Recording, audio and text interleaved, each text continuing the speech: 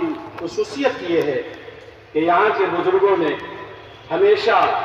عظیمت کو اختیار کیا ہے، جس کی پوری تاریخ آپ کے سامنے ہے۔ اس لیے بزرگوں سے رشتہ جوڑنا اور ان کی مجالس کو اختیار کرنا اور ان سے تعلق قائم کرنا، قرآن کریم کی زبان میں آپ دیکھیں تو آقا و مولا جناب محمد رسول اللہ صلی اللہ علیہ وسلم کا جو کام تھا وہ یہ تھا، لَقَدْ مَنَّ اللَّهُ عَلَى الْمُؤْمِنِينَ إِذْ بَعَثَ فِيهِمْ رَسُولًا مِّنْ أَنفُسِهِمْ يَتْلُو عَلَيْهِمْ آيَاتِهِ وَيُزَكِّيهِمْ وَيُعَلِّمُهُمُ الْكِتَابَ وَالْحِكْمَةَ۔ آپ دیکھ سکتے ہیں کہ ایک طرف تعلیم کتاب کا سلسلہ جامعہ کی شکل میں ہے، دوسری طرف تزکیہ نفس کا سلسلہ خانقاہ رحمانی کی شکل میں ہے، اور قوم و ملت کی ضرورت کے لیے تعلیم کتاب کا جو تقاضا ہے وہ ہائر ایجوکیشن، جیسا کہ ہمارے بھائی نے ابھی بیان کیا، اس کی شکل میں ہے، تاکہ قوم ہر طریقے سے ترقی کے منازل طے کر سکے۔ یقیناً یہ ایک انقلاب ہے، اور آپ کی قیادت نے پورے ملک میں اس کو ثابت کر دکھایا ہے کہ تو کسی انقلاب کی آمد کا انتظار نہ کر،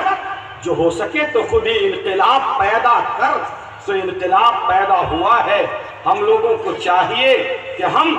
اپنے امیر شریعت کی باتوں پر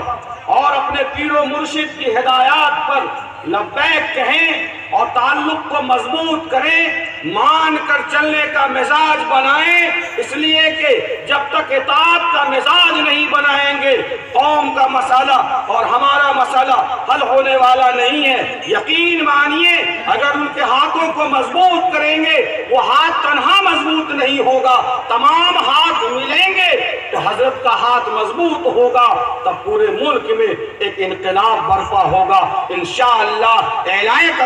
کلمت اللہ کے لیے، احقاق حق کے لیے اور ابطال باطل کے لیے انشاءاللہ راہیں آسان ہو جائیں۔ دوسری بات میں یہ عرض کرنا چاہتا ہوں کہ آج کے اس اجلاس سے آپ کو یہ پیغام دیا جاتا ہے کہ ہمارے درمیان نہ تو کوئی دیوبندی ہے، نہ بریلوی ہے، نہ فلاں ہے، نہ فلاں ہے، نہ کوئی شیخ ہے، نہ سید ہے، نہ انصاری ہے، نہ منصوری ہے،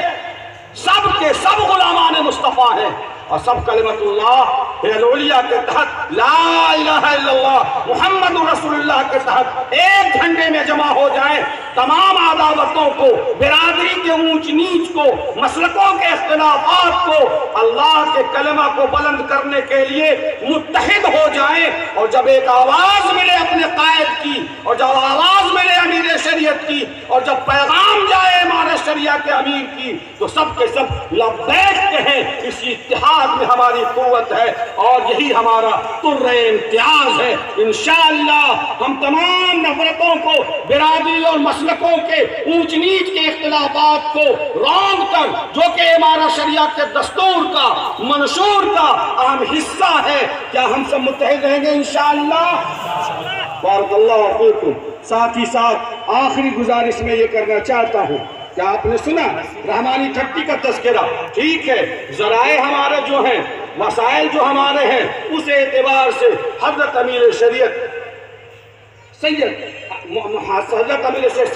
حضرت مولانا سید محمد ولی رحمانی رحمت اللہ علیہ، امیر سید صاحب رحمت اللہ علیہ نے قائم کیا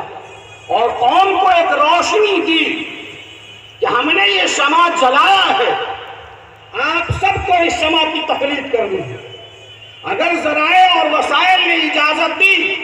تو جو سلسلہ مخدوم و محترم کی سرپرستی میں رحمانی تھٹی کے شکل میں چل رہا ہے پورے ملک میں عام کریں گے انشاءاللہ، لیکن قوم کی ذمہ داری ہے کہ اس کو مشعل راہ بنائیں اور یہ طے کریں کہ یقیناً ہر مسلمان پر قرآن کا پڑھنا فرض ہے۔ سماج میں جیسے حافظ قرآن کا ہونا ضروری ہے، جیسے عالم دین کا ہونا ضروری ہے، جیسے مفتی شرع متین کا ہونا ضروری ہے، جیسے قاضی شریعت کا ہونا ضروری ہے، آج کا اجلاس یہ تقاضا کرتا ہے کہ قوم کو ایک بہترین ڈاکٹر کی بھی ضرورت ہے، ایک بہترین سائنٹسٹ کی بھی ضرورت ہے، ایک بہترین آئی ایس کی بھی ضرورت ہے، ایک بہترین آئی آئی ٹی کے بڑے انجینئر کی بھی ضرورت ہے۔ یہ قوم باج نہیں ہے، انشاءاللہ اسی کوک سے جیسے رحمانی ٹھٹی اور اس طرز کے اداروں سے قوم اپنے نمائندوں کو بڑے تعلیم کے لیے مقابلہ جاتی تعلیم کے لیے بھیج رہی ہے، انشاءاللہ اس میں ایک انقلاب برپا ہوگا۔ اور آج کا یہ اجلاس طے کرے گا کہ ہم نفرتوں کے بڑھتے ہوئے طوفان کا مقابلہ اسلحہ سے کریں گے، اور وہ اسلحہ ایجوکیشن کا اسلحہ ہوگا، وہ ہتھیار تعلیم کا ہتھیار ہوگا، وہ شکشا کا ہتھیار ہوگا۔ انشاءاللہ ظالم طاقتوں کے تمام باطل سازشوں کو اور ملک میں طوفان بدتمیزی کے اس زیادہ آلود طوفان کا مقابلہ ہماری نسل تعلیم کے ذریعے کرے گی، اور ملک کو ہم اپنی اہمیت اور اپنی ضرورت کا احساس دلا کے رہیں گے۔ رحمانی ٹھٹی جیسے اداروں کے قیام کا مقصد یہی ہے کہ آپ دیکھیے کہ ادھر آ ستمگر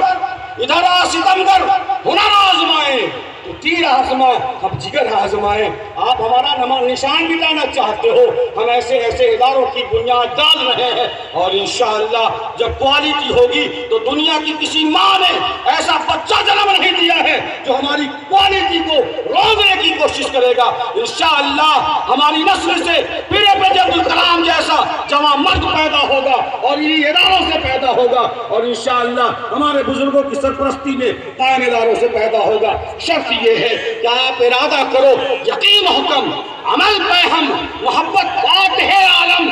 جہاد زندگانی میں یہ مردوں کی شمشیریں۔ اگر آپ ہمیں زبان دیتے ہو کہ آنے والے 10 سالوں میں جو حضرت کا ٹارگیٹ ہے کہ ہر آدمی یہ طے کرے کہ ہمارے بلاک سے، ہماری آبادی سے جیسے حفاظ پیدا ہو رہے ہیں، جیسے علماء پیدا ہو رہے ہیں، انشاءاللہ آئی ایس بھی پیدا ہوں گے، آئی پی ایس بھی پیدا ہوں گے، ڈاکٹرز بھی پیدا ہوں گے، تو ہماری قوم انشاءاللہ ایک بار پھر وہی تاریخ دہرائے گی جو آج سے 100 سال پہلے کی تاریخ اس ملک کی تھی۔ اللہ تعالی ہم تمام لوگوں کو عمل کی توفیق عطا فرمائے، اللہ تعالی اس ادارے کو قبول فرمائے۔